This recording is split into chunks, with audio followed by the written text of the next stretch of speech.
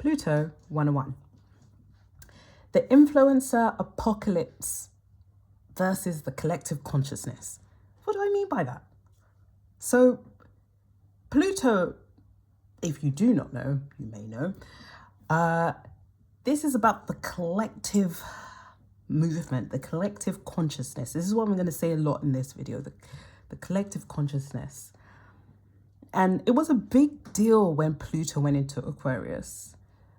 One, because we already finished the wheel, or the zodiacal reel, when it came to from Aries to Capricorn. So it really starts in Aries, but Aquarius was a big deal because so many things had happened.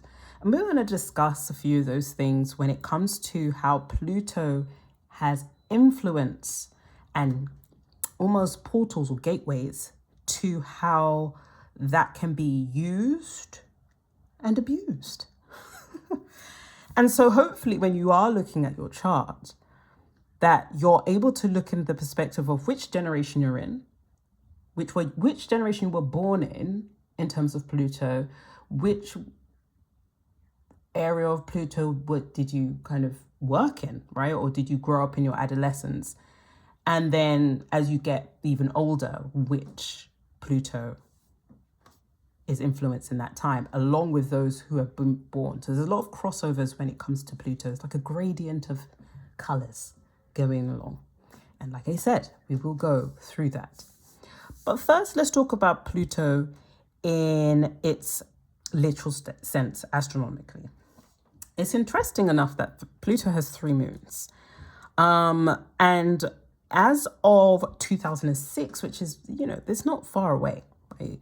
2006,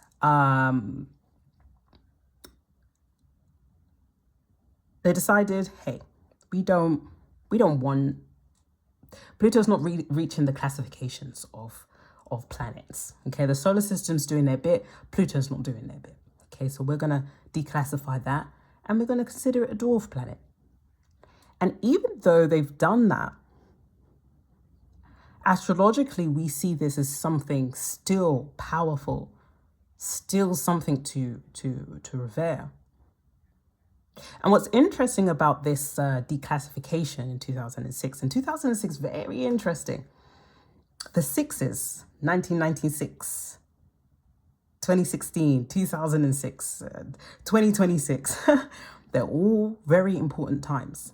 And maybe I'll give a little story time of something that I watched that was really helpful to understand that this is, even though when we look at astrology and we look at these energies, these archons, whatever you want to call them in the Gnostic sense, when we come to these planets, there's a lot of crossovers across cultures that would suggest that it's not only this kind of these advancements technologically, mathematically, it's also very spiritual.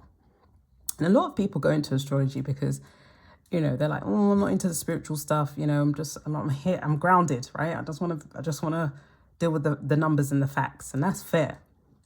But eventually you will get there. You'll reach that door. And it's like, okay. And I don't know if you remembered this term, rain, go away, come back another day.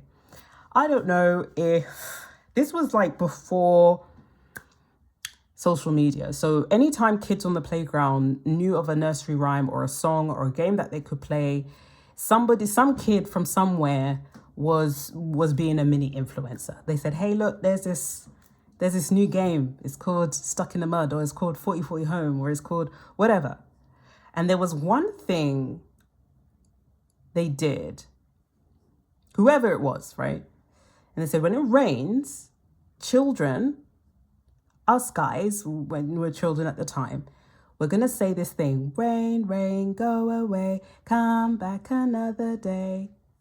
And I don't know, putting my whimsical hat on, I don't know if Morpheus was in the school building looking down on the playground saying, we've actioned this system now.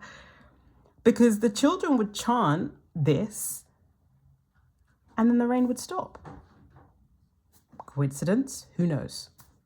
Perhaps maybe some of you listening to this right now understand of this concept of rain, rain, go away, come back another day. But why am I talking about this? Because the collective consciousness, in terms of when the hive mind comes together to do something, it shows extraordinary power. And this is why, for those that may be just stumbling across this saying, what's this person with their hands talking about? Pluto in Aquarius is a big deal for everybody. And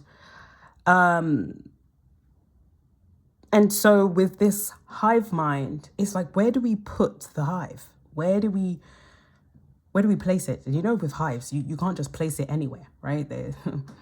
Don't disturb the hive. So it's also fair to say, once the mind has made up once the mind has made up his mind, that there's this shift, right? There's something you can't shift until a certain point or a certain cycle of time. And in this new time, the collective consciousness keeps shifting. It's fair to say that as we move even through the technological age, there are shifts even in that. But let's scrape it all the way back. Let's go back to how we understand what was the old school influence. And we're talking about kings and queens. In one of my earlier videos, we talk about the Eclipse 101 video. We're talking about how the kingsmen were using or understood the collective power to change events or change hierarchy or even manipulate it, because you were able to preempt what was taking place based on the collective consciousness of each, I guess, Pluto placement, or even just the astrological wheel in itself, like what's happening, what can we anticipate happens next. And it would make sense that the rulers that be will need to know that kind of stuff. So, where do you fit in when it comes to your astrological chart? Now, this is the part where it becomes important. Now, like I said earlier, Pluto was declassified in 2006. And it's interesting because in its mythological sense, that even though Pluto, seen as Hades, under Greek mythology, was an Olympian. He was the child of the Titans. However, because Hades was governing the earth, right? He was dealing with us lot. They were like, yeah, but you're not up here with us. So yeah, you are an Olympian, but you're not really. You know what I mean? You're not really. And so Hades then becomes kind of like you're othered. So it's very interesting that the dwarf planet in 2006 has been othered as well. But this doesn't mean this disqualification takes away from its power. In fact, it really hones in on it. And so you have this transformation, structure, power. And with my previous video talking about Mercury and Pluto, they are together, right? Because Mercury is the messenger between the gods, he is the in-between, he is the crow, he is, whatever psychopomp culture that you assign to, he is that. He is communication, he is music, he is all these different aspects that allow us to communicate. He is art that holds or capsules conversation in time. And so Pluto, when it comes to Mercury, and Mercury comes under Papa Legba, Hermes, the messenger god. And so if we go back again and we talk about how Legba played a role, and this is more like voodoo culture, and Gaia, the mother of mothers, had children because nobody knew their destiny. And because nobody knew their destiny, they needed people or divine ones to come onto earth to give them the direction so that they can ascend. And I say this is so interesting because even the Haitian Revolution, and we'll start to talk about Pluto out of bounds because this is where it gets really fun. And especially if you have any out of bounds in your astrological chart. So Haitian Revolution, small bunch of people decided, hey, we don't want no problems, okay? So we're gonna start to call upon our gods and do our rituals, and they won.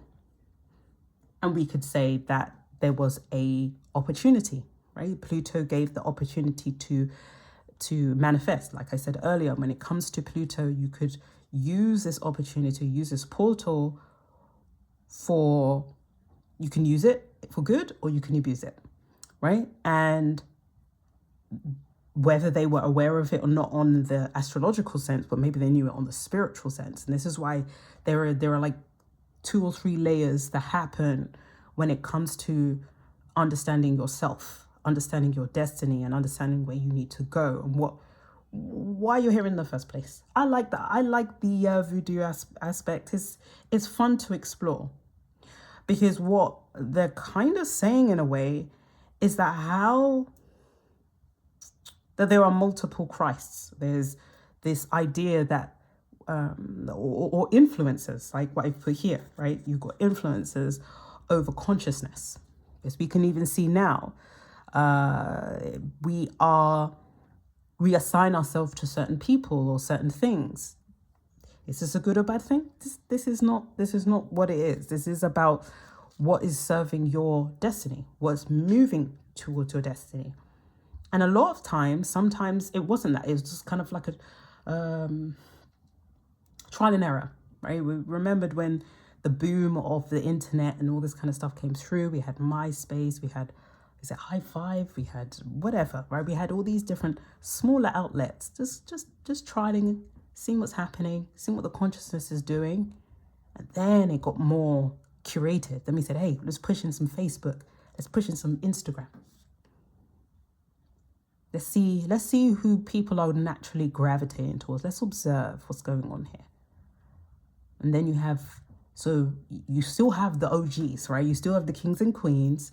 You still have the government. You still have all these higher influential people. But then it trickles down. And what's so interesting over time, the collective consciousness sometimes says, no, we don't like the government. We don't like what they're doing. And then everyone oh, panic. Well, where are they going to go? Oh, we don't like what the pastor's saying, or we don't like what the priest is doing. They're doing things over here. They're doing bits that don't align with what they talked about before.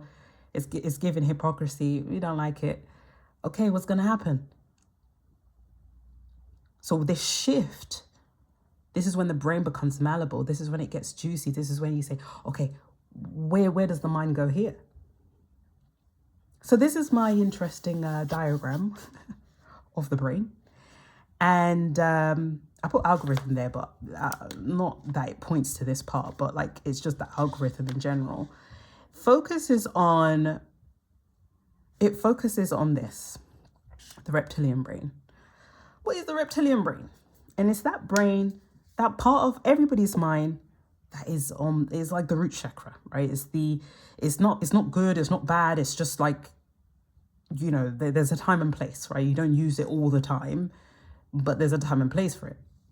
There's a time for survival. There's a time to acknowledge that you can be scared of something, to acknowledge that there's, shock, fear, competition, all this kind of stuff.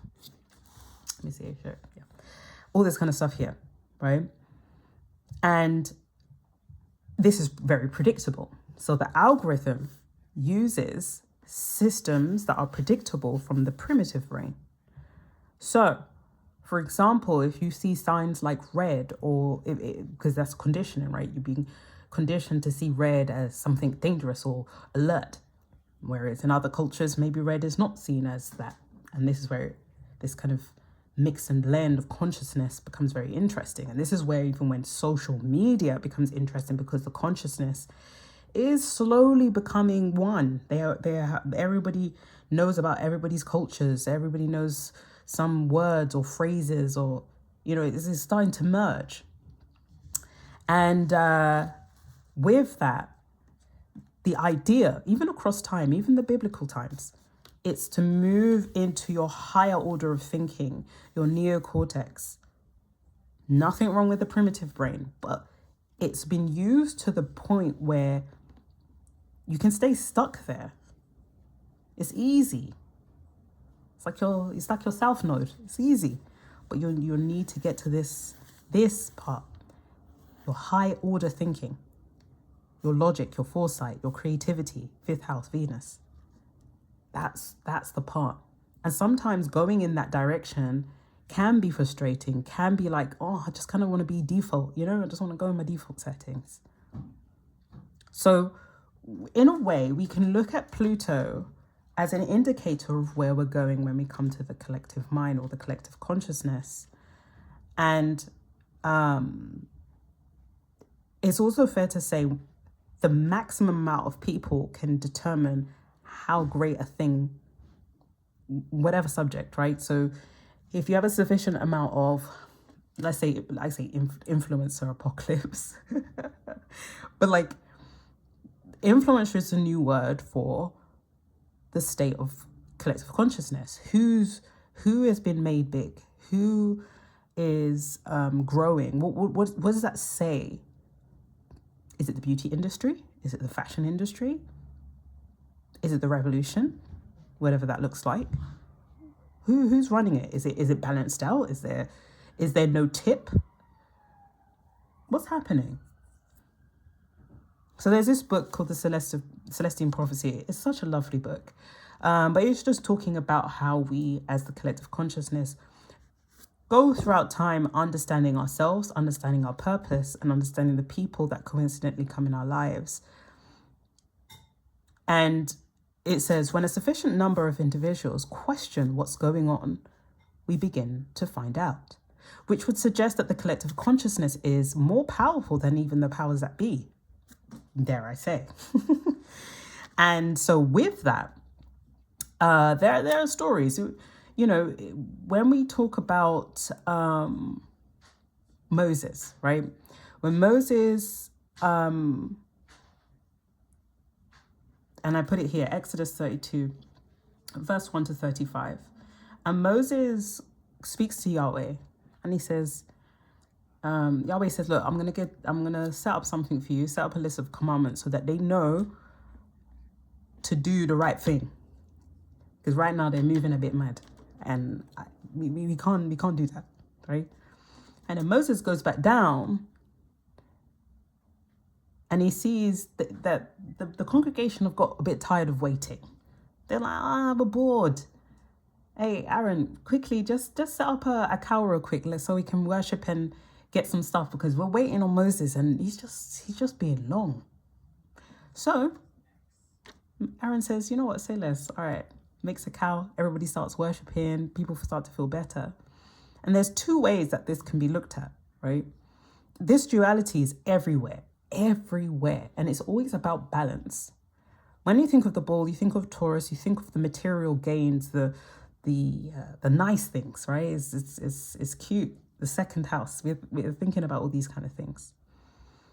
And we're thinking of the primitive brain, the reptilian.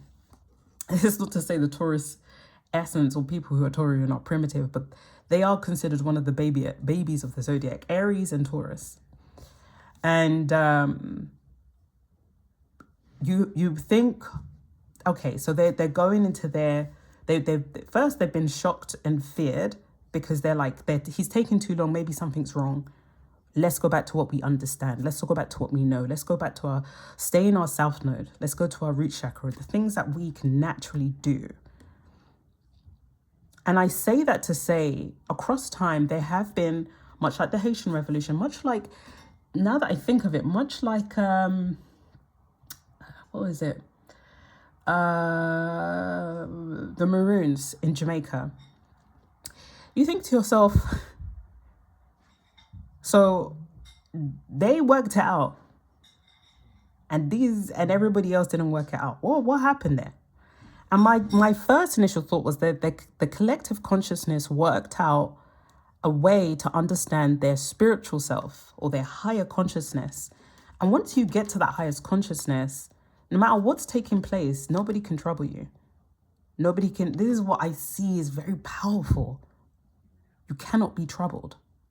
And then Kanye West gets into big trouble when he says slavery. Slavery is a choice. And when we think of slavery or we think of being enslaved, or you can see it from a perspective of being in the primitive brain or the survival mode or in the fear mode. And everything I talk about in my videos when it comes to astrology is about not to be in fear.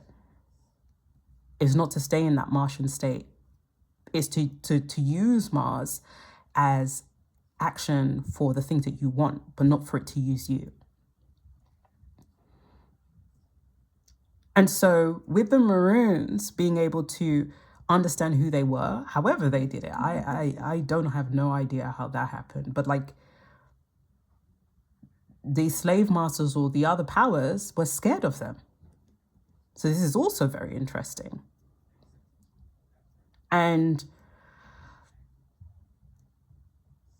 I feel like so let's talk about Pluto being out of bounds, because this is where it gets even more interesting, because the Haitian Revolution, and maybe even when the Maroons, they could have had some astrological placements that brought to their advantage, along with this spiritual aspect that they have to win, right? To make sure that they had peace, to make sure that they kept their languages, they kept their traditions and had that space for themselves. And I think ultimately, when we look at everything, even from an astrological, astronomical, historical context, it's understood that if you don't get to your neocortex or your higher order of thinking, that your consciousness is going to be used for anything else to serve whatever else. And that's it. In the very, like, Moses was like, oh my gosh, these guys, like, they don't have no patience. Goes back to Yahweh and he says, look, hey, I'm really sorry about it, but these guys are worshiping Baal. And he's like, look, I've broken the commandments. I've told them to atone for their sins, blah, blah, blah, blah, blah. Like, don't do nothing to them, just chill. And this is where you understand, like, when it comes to the consciousness of where you can choose to stay in the primitive state, you can stay in survival mode. But is it going to serve you in the long run? You have to know who you're wanting to be influenced by. Jesus or Yeshua is probably the biggest, in terms of collective consciousness, the biggest influence. And if you call onto Yeshua's name or Jesus's name, it has power.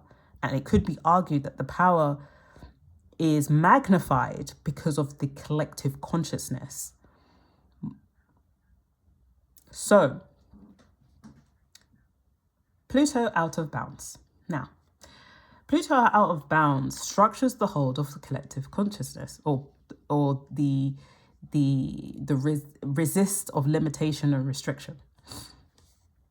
So I talk about Pluto of bounds because timely, right now, Pluto went out of bounds on the 29th of August, 2025. And it will stay there till 2035. Now let's start explaining what this means. Now, as you've seen from my videos, you know that the planets orbit around the sun.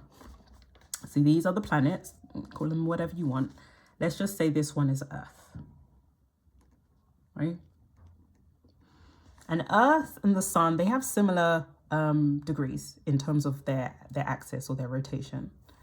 So the sun is at 23 degrees and 26 minutes, or 27, give or take. And sometimes this can move to the north or this can move to the south. But either way, it stays within a certain number. Earth does the same. Now, there are rare occasions when it comes to other planets. This is Pluto, and this is also the moon. So in your chart, if you have any signs of Pluto coming out of bounds, right? Because this is what it's called, out of bounds. So this is like the normal. If it comes out of it, so let's say it was like Einstein. Einstein, is that how you spell his name? Einstein was 23 degrees and 31 minutes. So he is out of the bounds of the normal rotation. So he was he out of bounds in his moon in Sagittarius in the 6th house, right? Now, I use Einstein because everybody knows Einstein, right? So look at your chart and see where there's an out of bounds placements. I would say it'd be fair to look at it, and if it's like 22 degrees and 28 for onwards, then you're out of bounds in that area. Now, the higher the degree, the more out of bounds you are going to be. The more resistive to certain things, especially in that particular chart, that you're going to be, or even in the planet or the moon. So that's something fun to do. It's a fun exercise to look at what is out of bounds in your chart. A lot of people that have out of bounds in their chart, it either can go up north, and this is, let me see if I can draw this picture. Let me use this pen. All right, so let's say,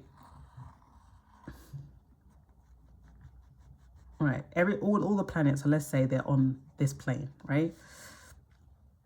Of 23, 26, give or take, right? Because it's not always like that, but it is, they don't normally move out. Like Jupiter's very disciplined. It will maybe come out of bound just ever so slightly and come back in. So it can move out of bounds this way, and this is called a declination. And when you think of declination, you think of decline and you think down, but is declination even upwards, south, or downwards? Sorry, north or south? Now, what Pluto's currently in, we are in south declination. So declination is important because it gives you the flavor of what type of limitation or restriction is taking place. Now, it was also good to look at what was the last energy of Pluto going out of bounds. And it was Pluto in Leo. Now, I don't know if you saw my Venus video, but I do briefly touch on Pluto and Leo being about dictatorship, being about war, and other frivolous things. And so here we have World War II as well. So in 1938 to 1953, Pluto was out of bounds. So a lot of astrologers have said, hey, look, I think it's giving, this Pluto out of bounds is giving the same vibe as the Pluto out of bounds when we had that World War II situation. So that's very interesting. Hopefully it's not, but we're going to look into the generations on the next page. But there are some similarities in terms of how it's moving. So when Pluto is out of bounds, let's just say, right, so this is the normal course of orbit, let's just say. And this one is this line here. Just going to make it thicker so it can feel like it's more significant. Let's say Pluto is here, right? This is Pluto. right? So it's looking down. This will be moving in the declination to its north, right? And if it was to go down, it'd be in its south. Hopefully that makes sense. So with that, understanding that means that where it's going down or going into its south, there are hidden forces. There's a lack of visibility. There's a lack of control when it comes to this area. And I wanted to see this in a way of, let's say, the South declination as in the American and French Revolution, the Haitian Revolution, as I mentioned earlier. And so that's giving you the flavor of the South declination in Pluto out of bounds, whereas Pluto Leo is the North declination example. So now, when we look at South declination, it could also, when we look at the Haitian Revolution, we could also talk about spiritual consciousness and spiritual awareness. I wanted to see the South declination as a mole. Why a mole, you say? And I say a mole because moles are underground. And for whatever reason, I was reading a book, I don't know, maybe 4 or 5 years ago. I was reading about moles and a farmer's perspective on the wonders of that network of moles and how they work and how they make sure that they're not seen. And the farmer had this really big issue, right? So let's say when moles can't see much, right? But they got very good noses and they got very good little hands, and they can claw through anything, right? So let's say the farmers, they got a bit of carrots going on, yeah? And, they're growing well, but they need their roots, especially if they want them to grow in a proper way. No, I'm not drawing that properly because why is the carrot outside of the soil? But I'm more focusing on the roots. But let's just say part of it was in the soil. What happens with the mole? The mole generally, if they need to get somewhere, they're going to bury through. And they're going to destroy they're going to destroy the crops, basically. Destroy all of it. And they kind of, sometimes you will see like on the top of the soil, some indications that the mole was here, And, farmers are losing a lot of money because their crops are getting destroyed. They can't sell them on. And they're finding ways as to how to get rid of the moles. And it's not easy to get rid of moles. They are very, very clever. And it's a world, a domain, the underworld, that they don't know as well as the mole does, even though the mole can't see very well, but it doesn't need to. So it reminds me of Pluto going in South declination, because what it's going to do, I feel in a more metaphorical sense, is that it's going to burrow and destroy things from the underground. So even at the top, maybe you might see some small indications, but the violation is going to be happening underneath. They're going to be chopping roots up. They're going to be things that have been rooted for a very long time. It's going to get burrowed through. Sorry, I need to get there. You're in my way. Sorry about that. Whereas in the north, it was more about illuminating ideas of, it was in your face. Hey, we're doing something here. We can maximize here in terms of dictation, in terms of ego. We're going to make you very aware of this. This is very Pluto in Leo. And then we're going to add some, razzmatazz, some charisma, uniqueness and talent. We're going to add all of that while Pluto is out of bounds in its north sense. But the south is a bit more interesting. It's a bit more like the unseen. They're going to say, oh yeah, They don't know about this, but we're chopping this down. And they don't know about this either, but we're chopping this down. Then to combat that, probably while this high level of surveillance, I mean, right now, isn't there like a petition in the UK for these ID cards? And they petitioned for it, right? You had a number of people, they went and they said, hey, look, government, we don't like what you're doing. And then the government said, hey, let's just check astrologically if we still can get away with this. Yeah, sorry about it, mate. Yo, we're still getting through with this. So we've written the rules. If you don't like it, that's just tough, you know? And so, like I said, it's fair to say that everybody's at the whim of the collective consciousness or what can be utilized at that time. And maybe for that petition, maybe there wasn't enough people. Maybe they needed way more than what he had.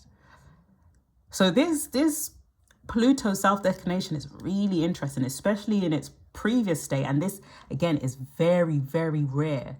I don't think we're going to have it again in our lifetime, right? So the fact that it's here today, and the last time it happened was the American and French Revolution and also the Haitian Revolution, and this kind of level of spiritual consciousness that empowered a lot of people. This makes this very interesting that astrologers, right, and maybe economists, I don't know, are saying that there's something given a similar air of this energy when it comes to Pluto going self-declination in August 2025 to 2035. So, very interesting. Let me know what you think about that. So let's go into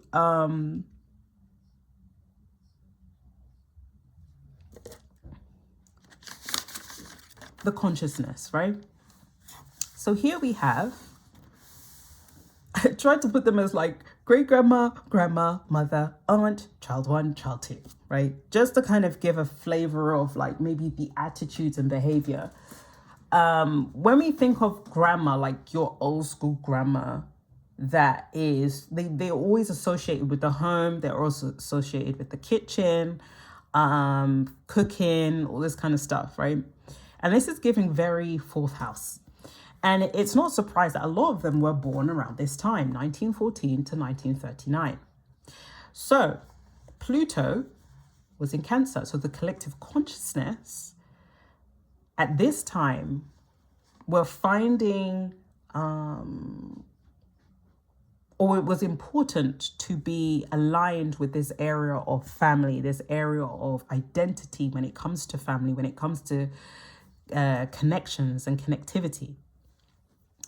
And so you can have a read, zoom in, do what you want. I like this YouTube zoom in feature because you can look.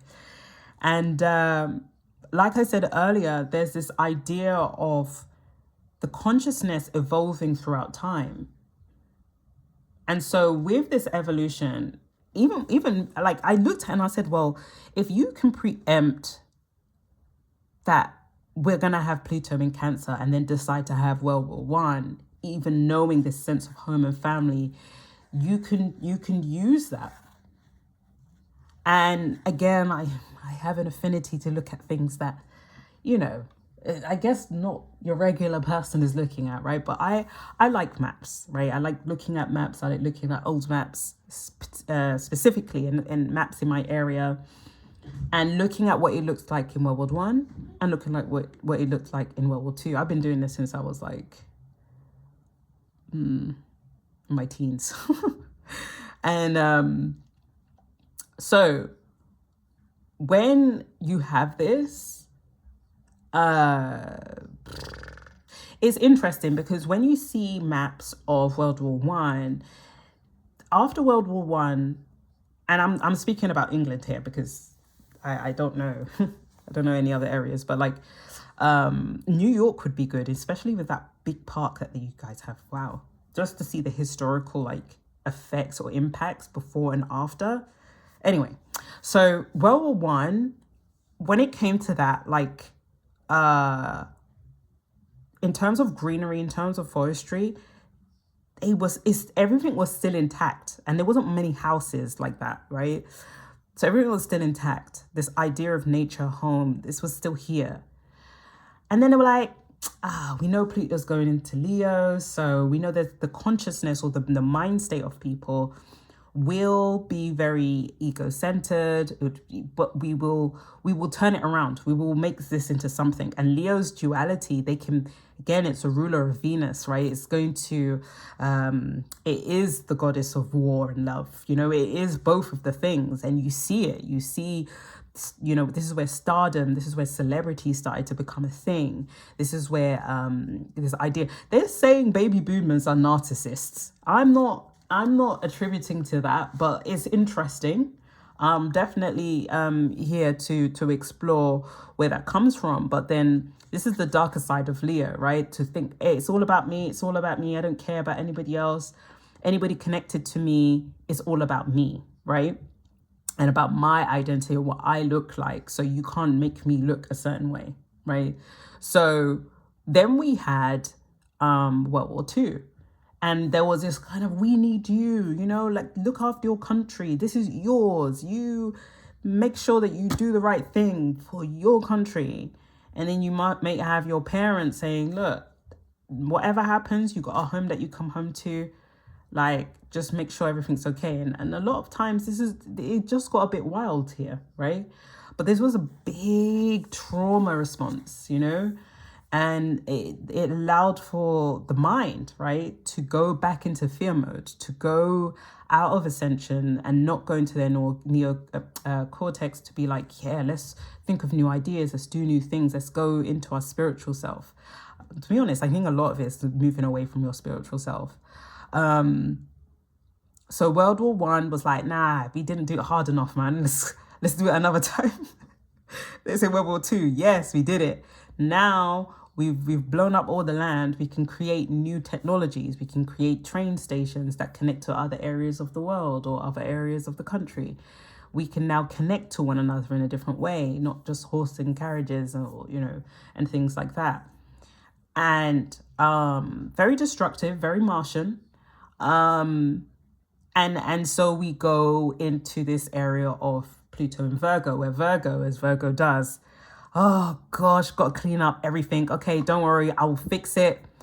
Complaining, but still getting it done.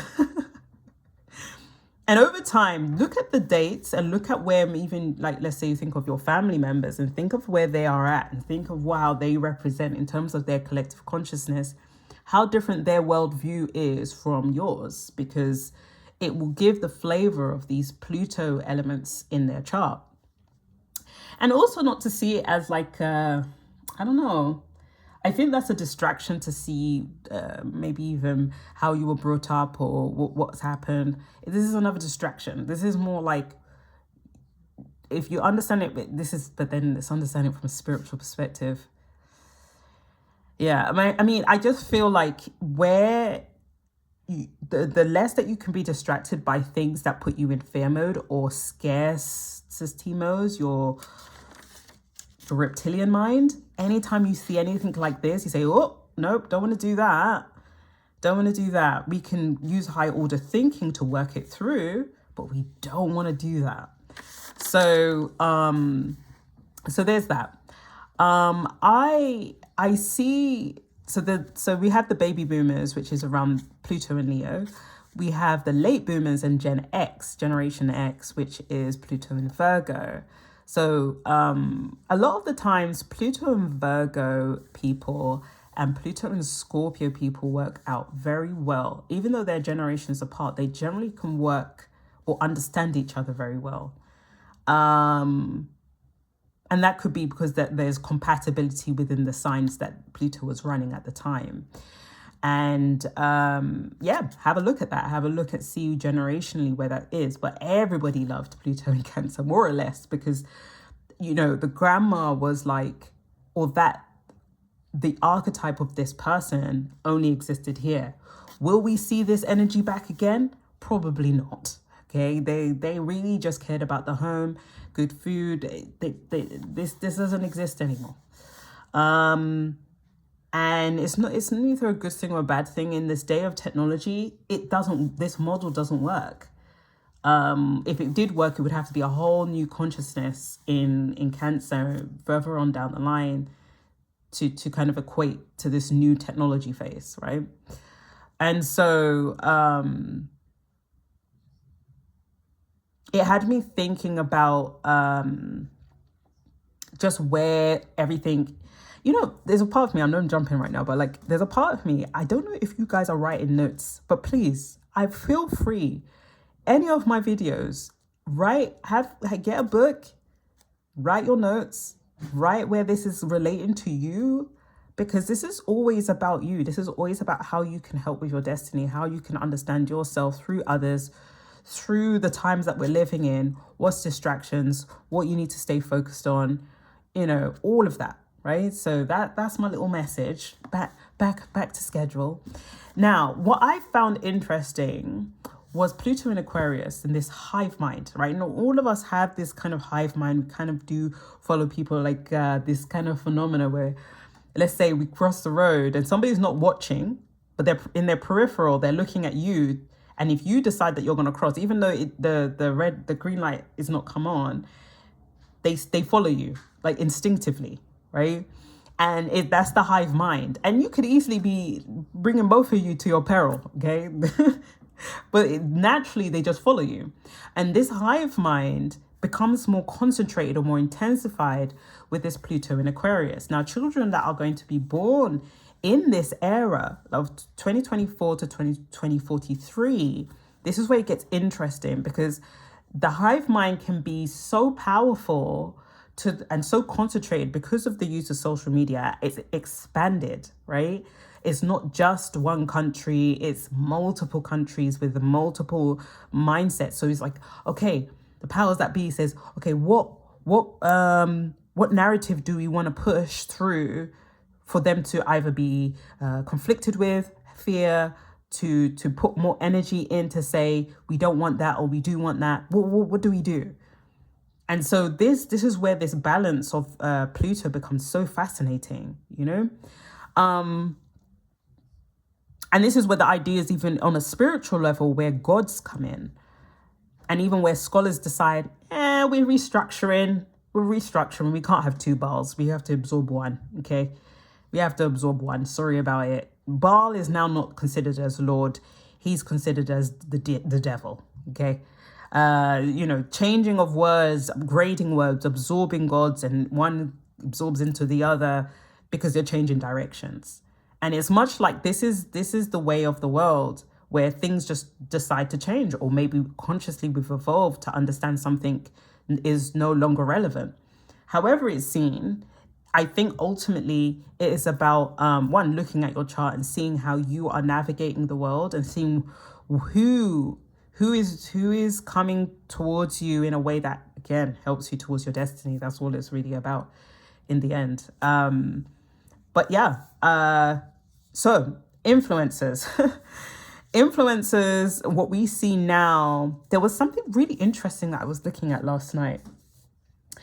And I was like, oh my gosh, let me do a video before I forget.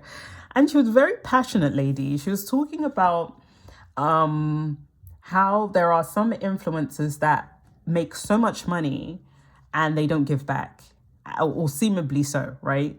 This is what she's saying. They don't give back, and they're always talking about like things that don't serve people to their greatest good. When we're talking about stuff, we're talking about the newest hair product or whatever clothes that are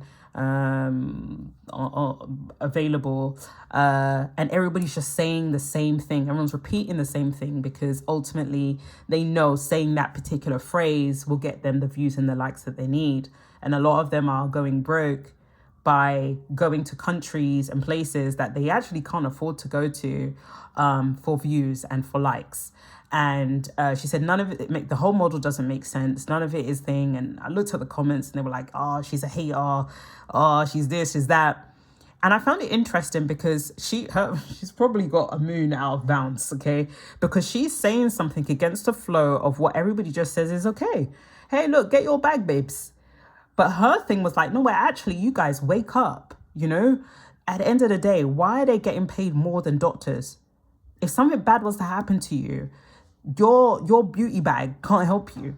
But guess what? That doctor is going to work hours to keep your heart pumping. That's going to work hours to keep whatever organ needs to be moving. And every single day they are at risk of saying, "Oh, is this person going to live or not?" And you guys get more pay than them? I can see your point. From that perspective, I can see it. But that's not the beauty blogger or alternative influencer. That's not their problem. It's the problem of the collective consciousness that's not moving in a way that allows for a different narrative. To suggest that the beauty industry or the fashion industry can accumulate that much money towards a person, that means something is wrong in more of the older system. So even when I put here in the historical mind of governance of what we looked up to, you had a divine authority. You have the kings, the queens, and the priests, right? So we're talking Pluto in Gemini in terms of its inception, Gemini and Pluto in Cancer. Then you have institutions like the government, schools, hospitals. These are still very old school, right? So it's Leo and Virgo. So there's a lot of ego, a lot of like probably saying, I still want to, I have this esteem about me, and I've always known that about me, and even though things have changed, I still want to keep this look. It's like someone not really getting to grasp of knowing that they're getting old, it's that kind of archetype, like no, not the wrinkles. And so when we look at these systems like the government, schools and hospitals, the school exercise books, they haven't been changed for years. That's a problem. So the pay hasn't been changed. The way their outlook is towards school, it hasn't changed. Nothing has changed. The new input when it comes to the digital age, that's new money. This is old money, right? When we're talking about, even the banks are hip to it, yeah. Like we talk about when we divide it, right? This is old money. And people say, yeah, I want that old money. This is new money. Yeah. Because even the banks are like, yeah, we need to go digital. Okay. We need to go digital. These things are changing, So corporate, banks, media, fashion, film, they've got hip with social media, right? So we've got this, and they're in Libra and Scorpio, right?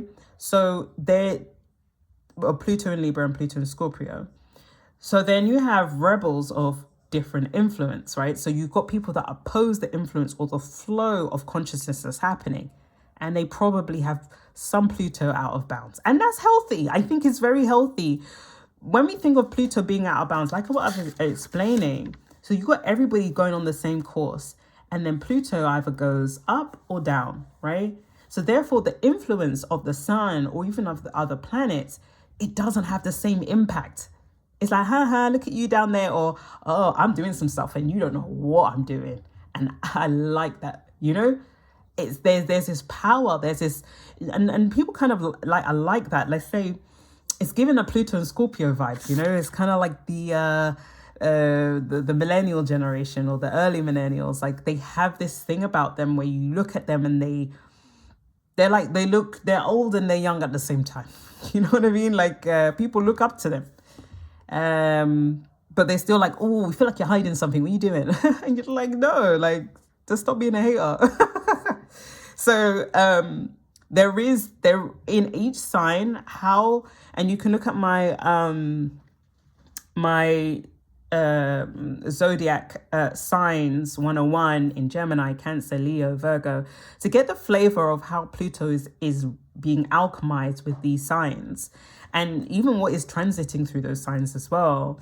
And so in your birth chart, you might even have things that are conjunct, right? And again, this is where this idea of Mercury that works very well with Pluto, because Mercury is the crossroads, right? It is the in-between, is the crow, as I like to call it. But like it's the one that sends the message, right? We understand, even from the Masonic perspective, when we understand the Christ consciousness, right? And no more space. right? So we think of the Christ consciousness and we think of the cross and we think of Jesus naturally, and he has the crown, okay? And he has, this is his arms. Right, now, it is quite, this, to me, the more I've been reading about, like, rituals and all this kind of stuff, like, sometimes some parts of Christianity, I'm like, yeah, it's given witchcraft, okay, low key, yeah, but it's just been marketed in a different way. But anyway, so when we have the holes in the hands, which actually, I don't even have my phone.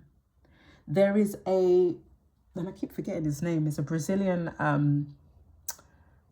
don't know if they call him a demon or whatever, but he reminds me of Mercury, but he has holes in his hands and he's dark in complexion.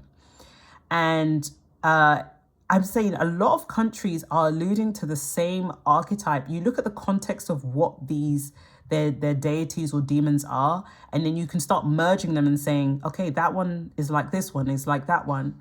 And that particular one reminded me, when he said he had the holes in his hands but was on one leg, that reminded me of like, oh my gosh, are they alluding to the fact that maybe this idea of Pan is Jesus, or is one of the Christs, right? That had to descend to hell and got the keys. But anyway, when we're talking about the crucifix, he got he got nailed at his feet, and I think they pierced his sides, right? So that's more like your solar plexus, okay? And then his hands, and then his crown, which to me, and even from an occultic sense, it does feel like these are the areas which you can lower your frequency. And this is where the crown was embedded with thorns on his head. It is almost like trapping or pressing down on all areas that's supposed to rise or help you rise. So even when I look at the imagery, I really don't like it even as a Christian symbol, because I think it goes against what you're supposed to do or where you're supposed to be. But it's almost in the same reminder of what Jesus has done in order for everyone to ascend, that he had to descend in order to ascend. And he had to go into hell, to which I think he's connected to. He's connected, okay? And to get the keys, right? And to get the keys, now that he has the keys, he is the crossroads. He is the in-between. He is the one that says where you go, or makes a pitch for you, because he does represent Jupiter, to say, okay, this person has done this person has done that, right? But hey, that's just my whimsical tinfoil hat moment. I should have tinfoil hat moments. Tinfoil hat moments. Little jingle. But yeah, the rebels are very interesting to me. This is why anytime there's a catastrophe, I look at who's passed away, who's because those are the people, or who's incarcerated, or because these rebels, one thing I'm understanding is that you can't trouble these guys on a spiritual level. You cannot trouble them. And this is where we say, okay, there's something bigger happening here, right? Everybody has a time and place and purpose on this earth. You can't mess with that. You can manipulate it. You can drop it into consciousness, into certain people's consciousness, to say, okay, maybe you should not be here. And the minute they accept that, hey, I guess we've all watched Sinners, ladies and gentlemen. Don't accept certain things. There's the Chinese understanding where they say, look, you don't tell people your birth chart. You don't tell anybody and anyone your birth chart, right? You've got to trust that that person is going to make sure that they're looking after your chart, and they're doing it responsibly, because people can use it against you. And this is the Chinese understanding. And there's people, I see it, people left, right, and center, I'll say, my blah's in blah, my blah. Me, I might allude to some things from time to time, but I'm not putting out my whole chart out there.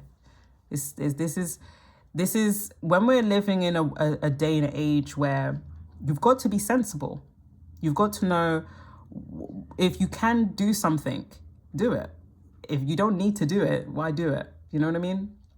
So, protecting that space, protecting the consciousness, protecting your,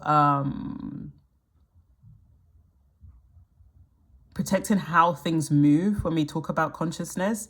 Because this new consciousness, when we talk about Pluto and Aquarius and this hive mind and this loss of individuality, I think Pluto and Scorpio is still going to be around. Pluto and Sag and Libra, and Caps. So there's going to be a lot of other influences that are much older when this kind of new age comes along. Oh, sorry, when Pluto in Aquarius and Pluto in Capricorn are kind of the new adults, right? And then later on we will have these Pluto in Aquarius, Pluto in Capricorn, having children that are going to be Pluto in Pisces, and that is going to be a big clash towards Aquarius Capricorn. But wow, is it going to be something? And these are what the Kingsmen's and the astrologies for the kings and queens. This is what they do. They anticipate, okay, this is what the congregation's doing next. And it reminded me, when we think of World War One and we think of the consciousness, we see, I thought it was quite interesting. Maybe you could do your own research when we talk about the playground, when we talk about play, when we talk about children. So we're talking about adults, but we're also talking about how children are interacting to this new age, because they are, of course, the future. And I was thinking of Friedrich Froebel. There was somebody else that I was thinking of. I can't remember his name, but they invented the kindergarten, or this was a time where the idea of playgrounds and spaces was starting to become popular in the UK and in Germany. And anybody that's watching this, like, really, like, do some research, let me know, like, when were playgrounds and places that were for entertainment was given to children, right? What period was that in? Because we can see here, this was from 1818 to 1910.